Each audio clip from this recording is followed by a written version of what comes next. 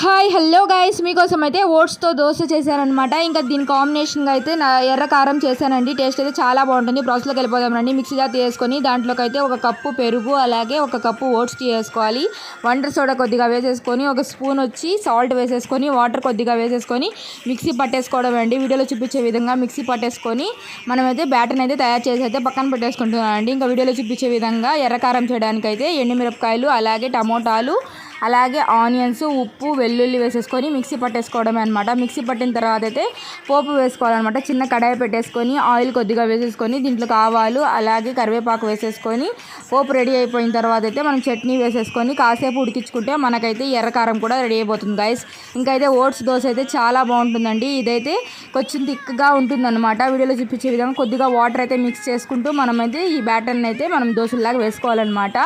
ఇదైతే చిన్న చిన్న అట్లులాగా వేసుకోవచ్చు అనమాట. టేస్ట్ బాగుంటుందండి. ఎప్పుడు ఏం లేనప్పుడు ఇలా ఒకసారి ట్రై చేయండి. వీడియో నచ్చినట్లయితే లైక్ అండ్ సబ్స్క్రైబ్ గైస్.